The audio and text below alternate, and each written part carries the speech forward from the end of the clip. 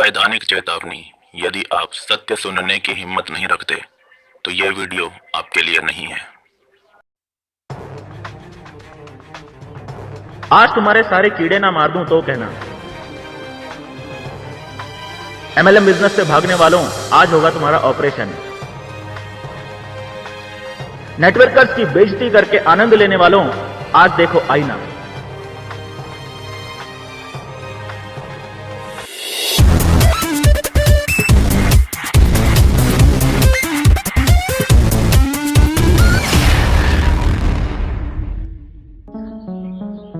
एक आदमी आपके पास आता है, आपको एमएलएम कंपनी का बिजनेस प्लान दिखाता है, पर आप उसे हल्के में ले लेते हैं। यहां तक कि आप में से कुछ लोग उसका मजाक भी उड़ाने लगते हैं। आज मैं आपसे पूछना चाहता हूं क्यों।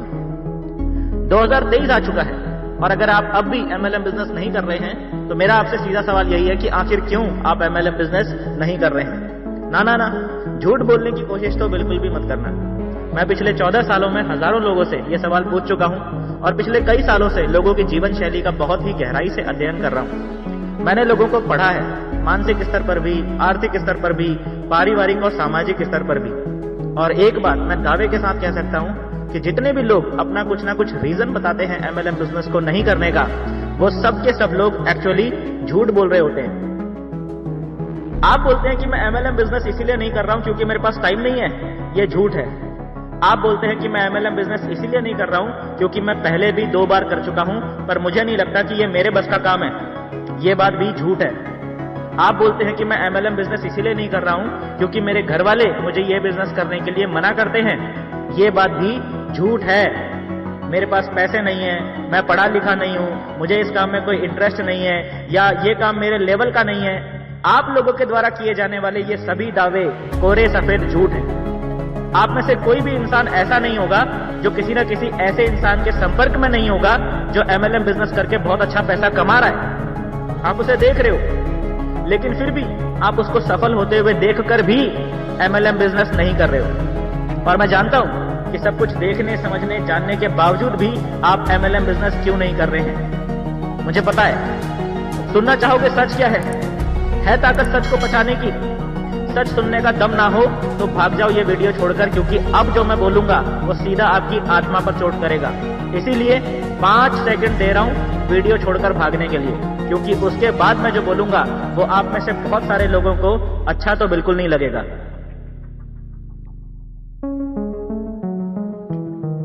क्या हुआ, नहीं भागे?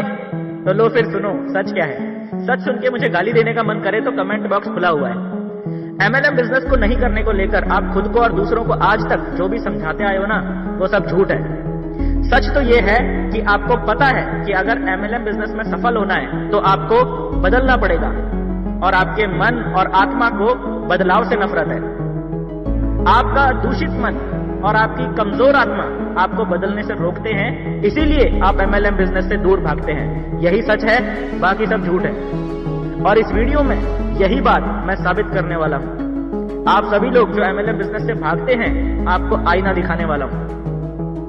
आप में से हर एक इंसान जो सब कुछ जानने और समझने के बावजूद भी अपने आसपास ही मौजूद किसी इंसान को यहां सफल होते हुए देखकर भी कोई ना कोई बहाना बनाकर एमएलएम बिजनेस से दूर भाग रहा है, वो सिर्फ और सिर्फ इसीलिए है क्योंकि या तो उसका मन दूषित है या फिर उसकी आत्मा कमजोर है।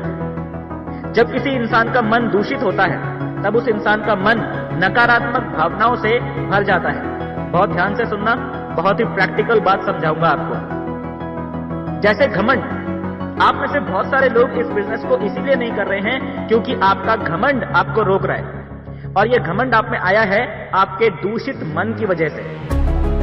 ये 12वीं पास मुझे क्या समझाएगा, मैं तो इससे बहुत ज्यादा पढ़ा लिखा हूं। आपके घमंड की निशानी। ये स्प्लेंडर वाला मुझे क्या समझाएगा, मेरे पास तो कार है। आपके घमंड की निशानी। ये टाई लगाकर घर घर घूमने का काम तो सेल्समैन लोग करते हैं, मैं तो सरकारी अफसर हूं। ये है आपके घमंड की निशानी, और आपके इसी घमंड की वजह से आप बदलना नहीं चाहते हैं। और क्योंकि आप बदलना नहीं चाहते हैं, इसीलिए आप सब कुछ जानते हुए, समझते हुए और देखते हुए भी आज भी एमएलएम बिजनेस नहीं कर रहे हैं। बाकी सफाई आप कुछ भी देते रहें, मुझे पता है कि आपकी सारी दलीलें सब कुछ झूठ है। अगर आपने अपने इस घमंड को छोड़ा नहीं ना, तो ये घमंड आपको ले डूबेगा। आपसे भी बड़े बड़े घमंडी इस दुनिया में पैदा हुए और गुमनामी के अंधेरे में खो गए। आपने अपनी जिंदगी में कितने भी झंडे गाड़े हों, फिर भी अगर आपने इस घमंड को छोड़ा नहीं ना, तो आपको कोई याद करने वाला भी नहीं होगा। जब नोकिया और एचएमटी जैसे अपने अपने सेक्टर के नंबर 1 ब्रांड्स को इस दुनिया ने भुला दिया, तो तुम्हारी औकात ही क्या है। आपके दूषित मन से पैदा होने वाली दूसरी नकारात्मक भावना है आपका आलस। आप में से कुछ लोग अपने आलस की वजह से भी एमएलएम बिजनेस नहीं कर रहे हैं, क्योंकि आपका आलस आपको बदलने से रोक रहा है। ये काम तो मैंने आज तक किया ही नहीं है, अब इस उम्र में नया काम कौन सीखे। घर घर जाकर एक एक आदमी को कंपनी का बिजनेस प्लान और प्रोडक्ट का डेमो कौन दिखाए। यहाँ तो मीटिंग में जाना पड़ता है, ट्रेनिंग में जाना पड़ता है, छे कौन ये सब लफड़े में पड़े। ये सारे नेटवर्कर लोग तो पागल होते हैं, चाहे धूप हो या बरसात हो या कड़कड़ाती ठंड का मौसम हो, जब देखो तब बस टाई लगाकर घूमते रहते हैं। अपने बस की बात नहीं है ये सब करना।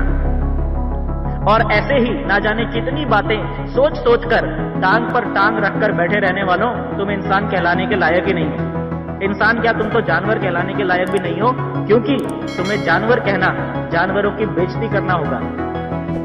एक बात मुझे बताओ, अपनी आधी जिंदगी तो तुमने ऐसे ही आलस करते करते निकाल दी, अब क्या अपनी बाकी बची हुई आधी जिंदगी में भी कुछ नहीं करने वाले हो क्या। बस पूरी जिंदगी यूं ही अपने परिवार पर, अपने माँ बाप, बीवी, बच्चों और समाज पर एक बोझ बनकर पड़े रहना चाहते हो क्या। और अगर ऐसे ही पड़े रहना चाहते हो ना, फिर तो आप में और लाश में कोई फर्क नहीं है, बस आपका अंतिम संस्कार होना ही बाकी है। आपके दूषित मन में पनप रही तीसरी नकारात्मक भावना है शर्म। पूरी दुनिया में सबसे घटिया जो बीमारी है वो है शर्म। बहुत बहाने बनाते हो ना एमएलएम बिजनेस नहीं करने के। मैं जानता हूं कि आप में से बहुत सारे लोगों को हर बात पर शर्म करते रहने की बीमारी है, इसीलिए तुम लोग एमएलएम बिजनेस से भागते हो। ओ भाई, एक बात मुझे बताओ, कभी कोई गलत काम करते हुए शर्म आई है क्या तुमको। घर में निठल्ले बैठे बैठे माँ बाप के टुकड़ों पर पलने में शर्म नहीं आती है। चलते चलते सड़क पर कहीं पर भी थूक देने में या गुटखा खाकर दीवार को लाल कर देने में कभी शर्म आई है। कहीं पर भी पैंट की जिप खोलकर शुरू हो जाते हो और दुनिया का नक्शा बना देते हो, वहां शर्म नहीं आती है। छुप छुपा के शराब पीते हो, सिगरेट पीते हो और सोचते हो कि बड़ा बहादुरी का काम किया है, तब शर्म नहीं आती है। आधी जिंदगी निकल चुकी है और आज भी तुम्हारा बैंक बैलेंस खाली पड़ा हुआ है, उस खाली पड़े हुए बैंक बैलेंस को देखकर शर्म नहीं आती है क्या। कोई भी गलत काम करने से पहले तो आज तक तुमने कभी शर्म करी नहीं, कभी शर्माए नहीं, लेकिन जैसे ही कोई नेटवर्कर तुम्हारे पास आता है और तुम्हें बोलता है कि तुम्हारा भी जीवन इस एमएलएम बिजनेस को करके सुधर सकता है, तुम भी करोड़पति बन सकते हो, और उसकी ऐसी पॉजिटिव बातें सुनते ही तुम्हारी सारी नौटंकी चालू हो जाती है। क्योंकि तुम्हारे बाप ने कभी तुम्हें नहीं बोला कि तुम करोड़पति बन सकते हो, तुम्हारे दोस्तों ने कभी तुम्हें नहीं बोला कि तुम करोड़पति बन सकते हो, तुम्हारे टीचर ने कभी तुम्हें नहीं बोला कि तुम करोड़पति बन सकते हो। इसीलिए जब एक नेटवर्कर तुम्हारे घर आता है और तुमसे बोलता है कि तुम भी करोड़पति बन सकते हो, तो तुम्हारा सॉफ्टवेयर हैंग हो जाता है। एक बात याद रखना, जीवन में सफल और अमीर सिर्फ वही इंसान बना है जो कभी शर्म नहीं करता है।